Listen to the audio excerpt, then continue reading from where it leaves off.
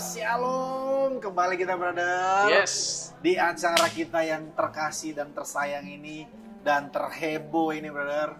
Salah satu acara live channel yang ditunggu-tunggu oleh teman-teman Rema brother. Rema, mantap. Jadi hari ini kita sebelum membahas tema, ini tema yang menurut saya ini tema yang sangat-sangat penting Dan menjadi perhatian kita bersama. ya bagi seluruh rakyat Indonesia. Ya kan?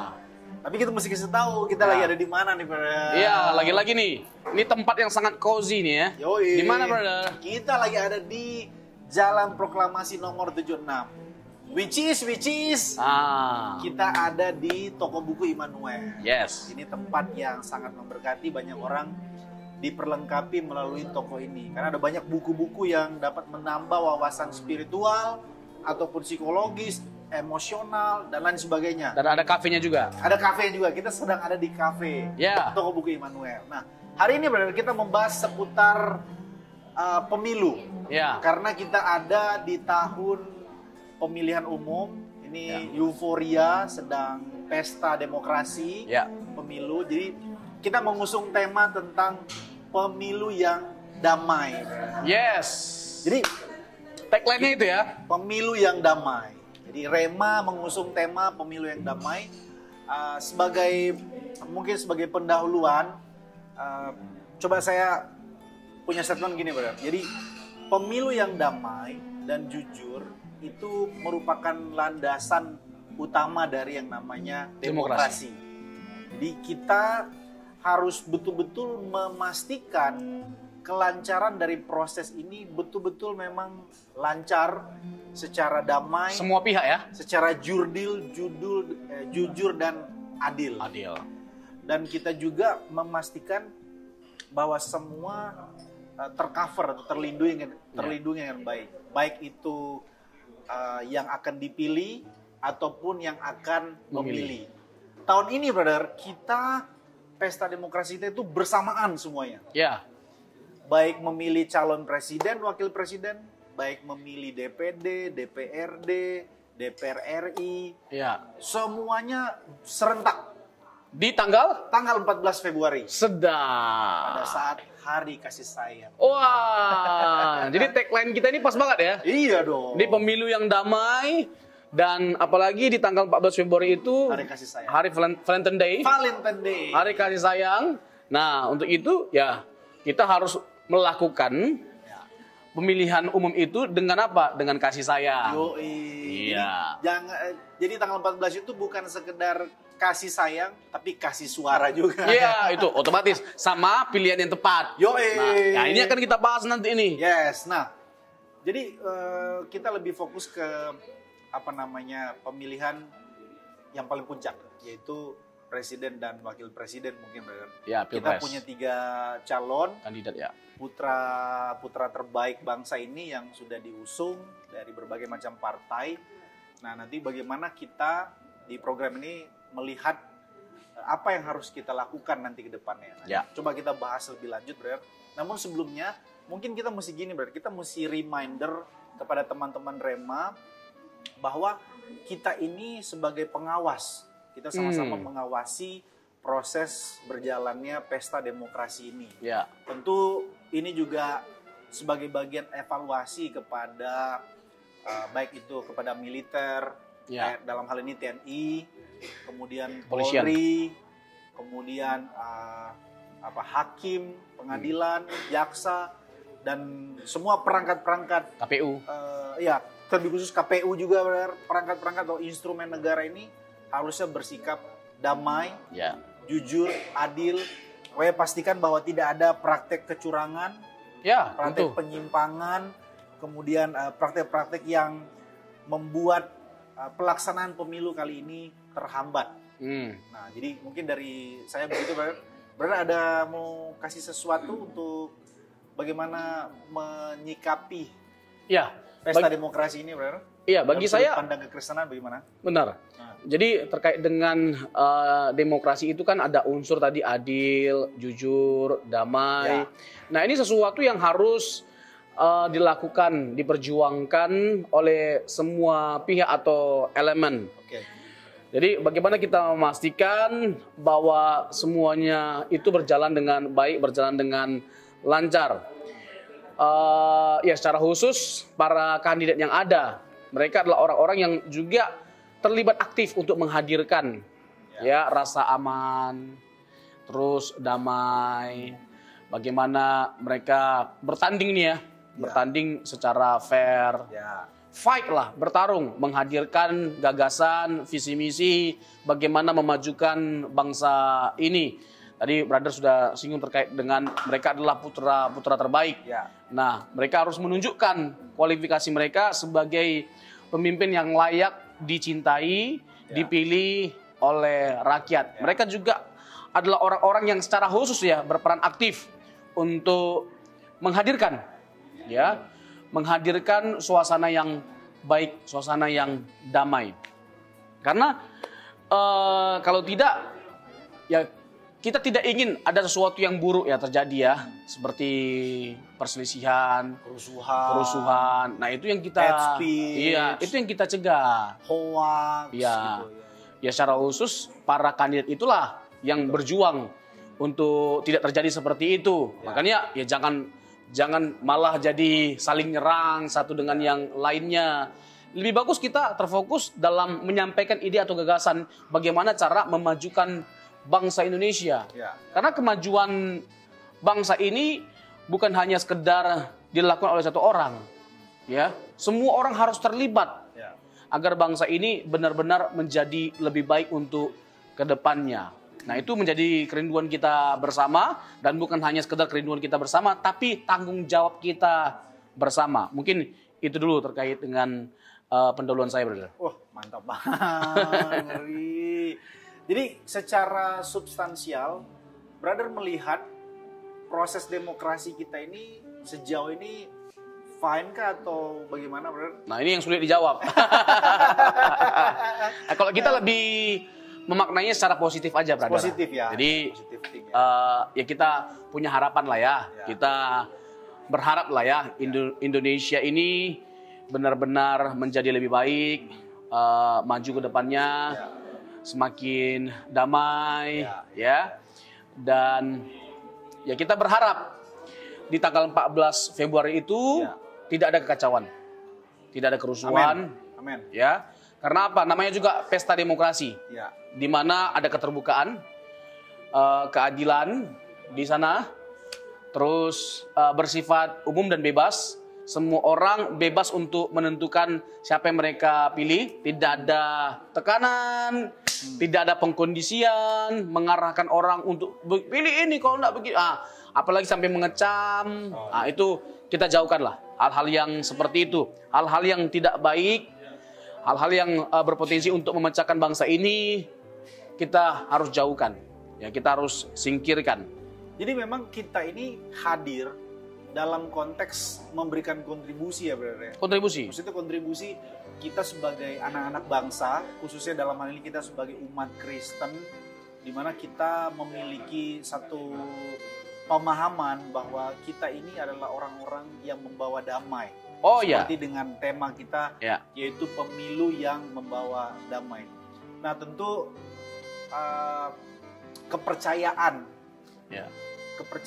kita kepada pemimpin, siapapun nanti yang akan memimpin yang dipilih oleh Tuhan, tentu itu sudah seizin Tuhan. Siapapun itu, entah itu di DPD, DPRD, DPR, baik itu di tingkat pusat ataupun di tingkat daerah, tentu itu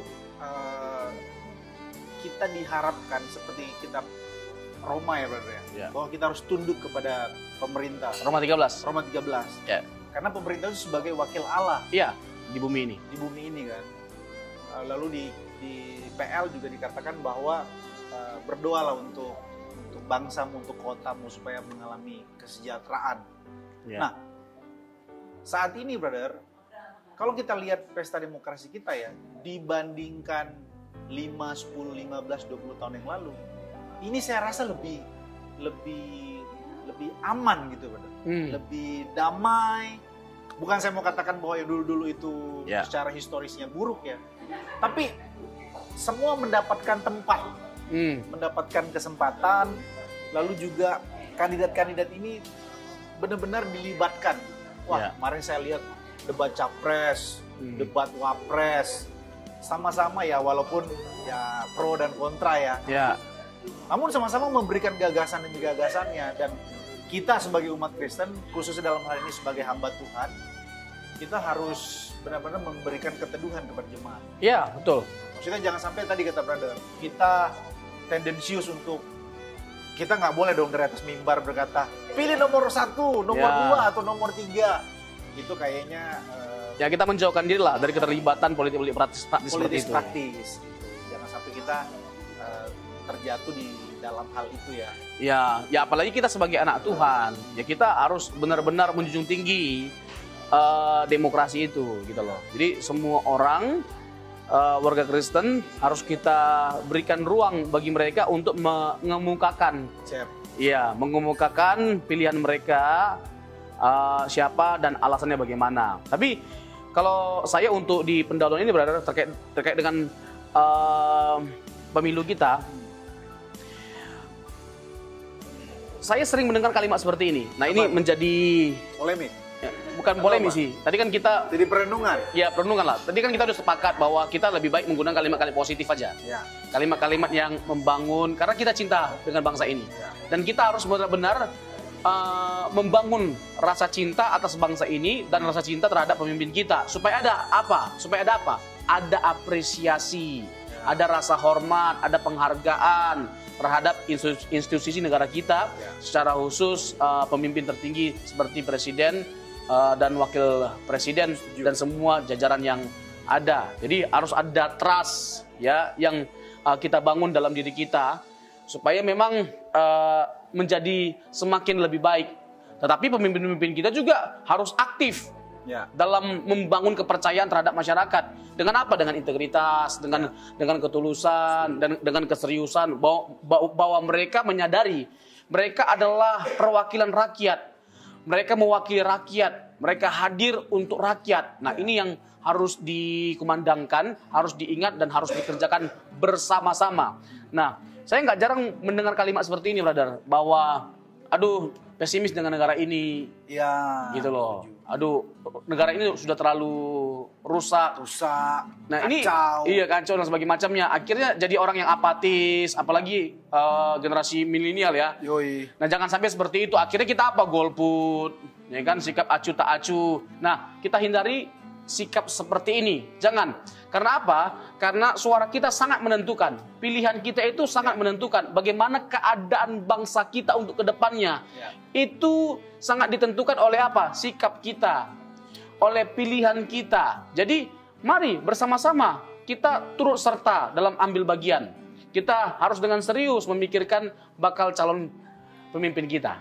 Setuju, brother. Jadi, banyak generasi milenials ataupun rakyat Indonesia ini ada di posisi trust issue, brother. Itulah kenapa tadi saya kemukakan ke brother bahwa kepercayaan itu sangat penting sekali. Maksudnya orang itu harus percaya kepada siapa yang dipilihnya.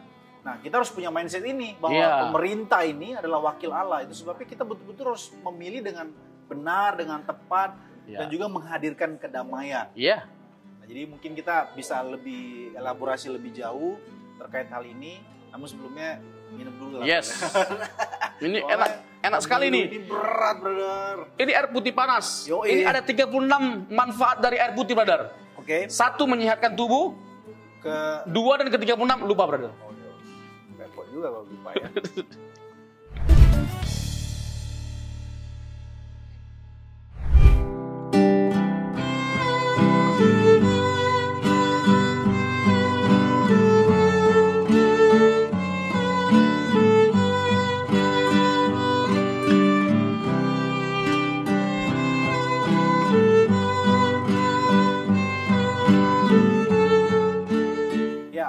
Kalau bicara tentang pemilu damai, tentu kita harus korelasikan dengan gereja atau kekristenan, karena konteksnya kita sebagai umat Kristen, tentu kita harus berperan, berkontribusi bagi bangsa ini.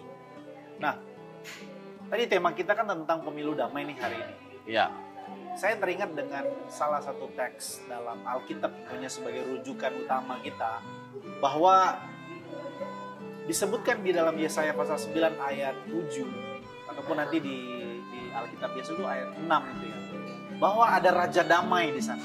Oh, yaitu Tuhan kita Yesus Kristus. ya. Dialah raja damai yang membawa damai bagi dunia ini, bukan cuma untuk bangsa loh, Ya. tapi bagi dunia. Lalu kemudian nanti bisa berada elaborasi lebih jauh, damai di situ maksudnya bagaimana. Lalu kemudian Tuhan Yesus sendiri pernah berkata, berbahagialah orang yang membawa damai, sebab mereka lah anak-anak Allah. Akan disebut Disebut anak-anak Allah. Jadi secara harfiah, secara literal, kita sebagai anak-anak Allah, refleksi hidupnya itu haruslah membawa damai, bro. Ya. Nah, dalam konteks kita dalam pesta demokrasi ini di negara Indonesia yang saya sih sangat bersyukur sekali, brother, bisa lahir di Indonesia. Kalaupun disuruh memilih lagi, saya lahir di mana? Tetap memilih Indonesia. Saya tetap memilih Indonesia. Saking cintanya. Saking cintanya. Bangganya dengan bangsa ini. Saya Karena nggak memang milih tinggal di lahir di Amerika atau di mana. Karena di memang Indonesia. Bangsa ini bangsa yang besar, bangsa yang hebat. Kita nggak bisa pungkiri. Kita punya sumber daya alam yang luar biasa. Waduh, Kalau bicara kebudayaan, luar biasa. Sumber daya alam kita lempar kayunya bisa jadi singkong. Jadi singkong. Iya kan? Kita punya keberagaman suku. Pulau 17.000. Itulah kekayaan Suku, Indonesia. bahasa, waduh. Pokoknya hanya satu kata untuk menggambarkan semua terkait dengan Indonesia. Yang sama kita nih. Luar biasa. Oh, kalau aku dalam bahasa Inggris, amazing. Amazing. Oke, kita balik lagi, brother. Iya. Jadi terkait dengan pemilu damai. Apa korelasinya dengan gereja, dengan kekristenan? Nah, tentu dalam perspektif Kristen, berbicara damai itu kan bicara tentang relasi sebetulnya. Ya. Ada di dalamnya relasi antara relasi bertuhan ataupun relasi secara bersama. Secara Alkitab berkata bahwa sedapat-dapat mungkin hal itu bergantung kepadamu, maka berdamailah dengan seseorang. Nah, kita berharap ya, ini sih harapan kita ya, di pesta demokrasi ini ataupun nanti seterusnya, kita bisa membawa damai, brother. Ya. Dengan apa itu? Dengan baik dalam perkataan kita, baik dalam sikap hidup kita sehari-hari, baik dalam pemikiran kita, mesti positif thinking tadi itu, brother. Kita harus berdamai. Ya. Nah, mungkin brother bisa elaborasi bagaimana hubungan gereja dan pemilu itu seperti apa? Boleh, brother? Tadi kan kita sudah mengharapkan ya, supaya institusi negara ini, lembaga negara, sumber-sumber pemerintah itu digunakan secara benar. Semua institusi yang ada terkait dengan kepolisian, tentara, ya aparatur negara lah ya. Semuanya supaya bersikap netral dan profesional. Ya, supaya kita terhindari dari yang namanya kecurangan. Tapi kayak suara brother mesti agak lebih kencang nih. Lebih kencang lagi. Kita soalnya di kafe yang ramai sekali nih. Soalnya ini tempat favorit. Tempat favorit. Jadi ramai. Kafe di mana kita syuting.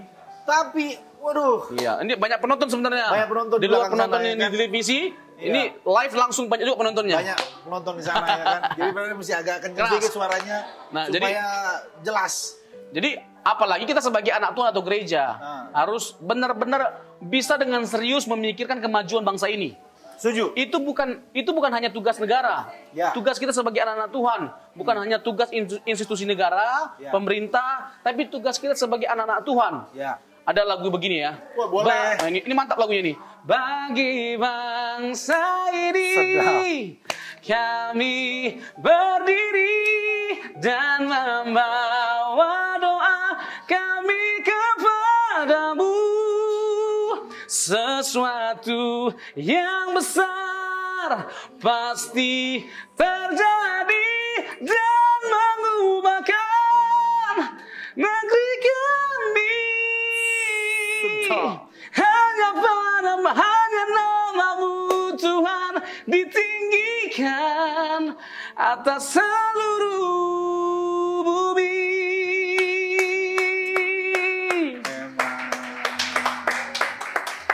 Nah, ini Ini tepuk tangan live-nya banyak ini soalnya. Iyalah. Karena penonton dan memang kafe ini ramai pengunjung. Cafe Emmanuel, makanan enak-enak, Semua orang-orang enak. baik, waduh. Iya.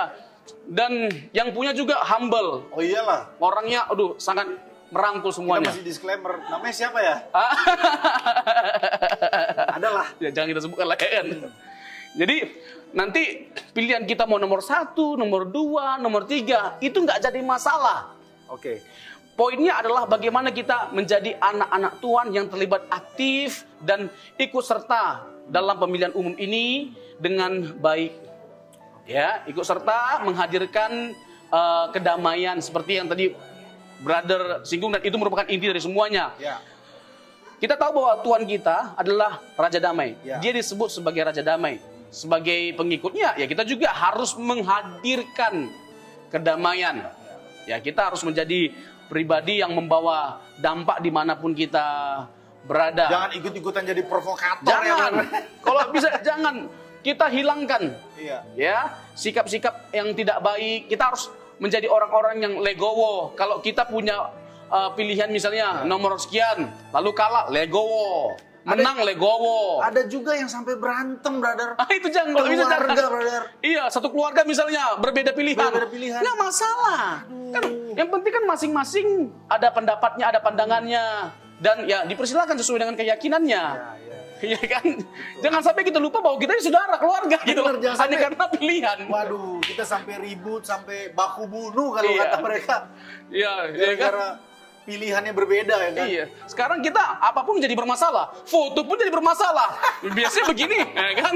Ya kan? Ini biasanya sebenarnya. Atau begini. Iya. Itu kan jadi kan Hantu jadi pun bermasalah. begini, ya kan? Iya. Jadi salah. Jadi- Bahkan Kadang-kadang kita jadi berfotonya begini, jadi kaku.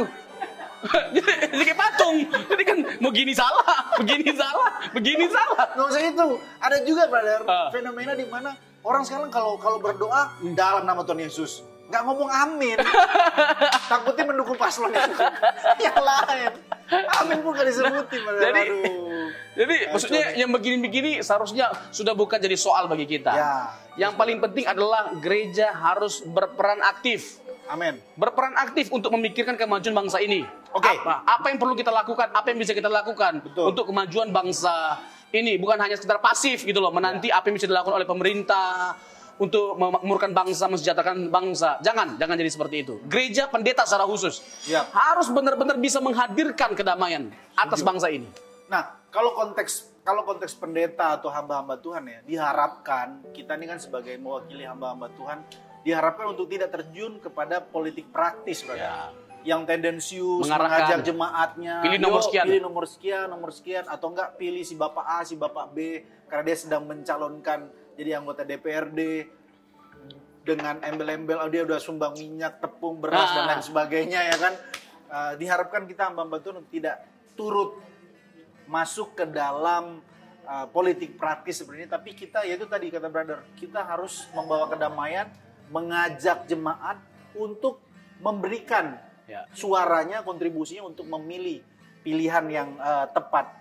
Nah, dalam hal ini juga kita sebagai lembaga rohani ya, kita harusnya juga memberikan pelayanan secara pastoral ke jemaat. Pastoral apa? Kita mengajarkan Injil yang benar sehingga kemudian mereka juga memilih dengan benar dan tepat. Jadi partisipasi ini merupakan perwujudan pertanggungjawaban kita di hadapan Tuhan ataupun di hadapan negara kita, kepada bangsa kita, Pak. Ya, kalau kita bicara tentang kebenaran Injil, ya kita diarahkan ya untuk memilih pemimpin yang takut akan Tuhan. Amin. Tentunya. Setuju. Ya, yang takut akan Tuhan, yang benar-benar serius bekerja, penuh dengan tanggung jawab, punya visi misi yang jelas. Karena kesejahteraan kota adalah kesejahteraan kita, kesejahteraan bangsa adalah kesejahteraan kita. Maka kita harus memikirkan betul-betul ya siapa pemimpin yang benar-benar tulus memikirkan kemajuan dan kesejahteraan bangsa ini. Nah, jadi kalau kita bicara tentang Injil terkait dengan pemimpin, ya seperti itu kita memandangnya, brother. Nah, kalau terkait dengan tadi ya politik praktis, ya kalau praktis. Ya memang kalau bisa ini pendeta secara khusus, ya jangan mau terpengaruh oleh 1-2 paslon. Ya. Pak Pendeta, ini bukan cuma untuk Pak Pendeta, ini juga untuk kami. Semuanya tanpa terkecuali. Kami juga pendeta. Atau gembala, ya. Gembala, ya. Ya, jangan sampai kita menjatuhkan pilihan kepada seorang yang hanya karena kasih beras, kasih telur. Ini untuk bukan cuma kasih uang 2 juta, 3 juta. Seminggu 2 minggu kan, Iya, ini pilihan kita menentukan 5 tahun. Jadi nasib negara kita yang besar ini itu dipertaruhkan oleh pilihan kita. Betul. Jangan hanya karena kita dapat 2 juta, 3 juta, dia lebih baik karena apa kasih duit. Sementara kita nggak memikirkan apakah dia benar-benar serius melakukan sesuatu untuk bangsa ini. Apakah dia akan mengerjakan sesuatu untuk bangsa ini. Itu yang kita perlu pikirkan. Jangan memikirkan diri sendiri. Hanya karena dapat 2 juta, 3 juta, 4 juta. Itu masa mau kita pertaruhkan nasib bangsa ini dengan uang segitu? Jangan emosi. Bukan emosi, frustasi. Brother, udah mulai berapi-api. Karena memang negara kita tercinta ini punya potensi untuk maju semaju-majunya, bahkan menjadi bangsa yang paling hebat di dunia sebenarnya. Target kita 2045 kan? Iya, tergantung. Ya itu dia tadi, siapa pemimpin yang akan kita pilih. Pikirkan dengan baik, dengan matang, ya, dan jangan ada intervensi dari apapun dan siapapun. Setuju. Dan juga satu lagi, bro, jangan lupa kita sampaikan ini, jangan golput. Kan kita pada saat pemilihan, kan ada masa tenang tuh, bro. Ya. Masa tenang dan masa sesudah pemilihan. Ya. Nah, biasa ada riak-riak, ada yang kontra, ada yang pro, ada yang protes karena timnya, karena jagoannya kalah lah, tanda kutip jagoannya kalah. Nah, apa himbauan kita gereja untuk khususnya untuk orang-orang Kristen, jangan sampai ikut-ikutan demo lah, lempar-lempar batu atau apa dan lain sebagainya. Apa brother bisa kasih saran atau kasih sederhana sih, brother. Yang pertama kita harus punya sikap legowo. Sikap legowo. Ya, menang legowo, kalah juga legowo. Ya. Itu yang pertama. Tapi masalahnya terjadi ketidakadilan, tindak kecurangan. Ya, kita punya lembaga hukum. Sampaikanlah aspirasi kita pada tempat-tempat yang terpercaya, kepada KPU, lembaga hukum yang lainnya. Jadi lebih baik kita melakukan semuanya sesuai dengan prosedur yang ada. Semuanya sudah ada prosedurnya kok. Ya, jangan melangkahi prosedur yang ada. Yang ada nanti apa? Pertikaian, perselisihan. Negara kita bisa rusak kalau begitu. Janganlah, kita jauhi. Dan sekali lagi, mari kita sebagai anak-anak Tuhan turut mendoakan secara khusus. Amin. Serius kita mendoakan bangsa ini supaya benar-benar bangsa kita mengalami satu perubahan yang luar biasa. Setuju, Bro. Jadi terakhir dari saya bahwa pesta demokrasi atau keterlibatan kita orang-orang Kristen sebagai pengikut Kristus terhadap pemilu 2024 ini adalah sebagai wujud atau tanggung jawab kita untuk membawa damai, sama seperti Tuhan kita sebagai Raja Damai. Dan seperti perintahnya kita harus membawa damai, dan kemudian engkau harus menjadi garam dan terang dunia, khususnya di bangsa kita Indonesia tercinta. Sampai jumpa di program Rema selanjutnya. Tuhan Yesus memberkati kita semua.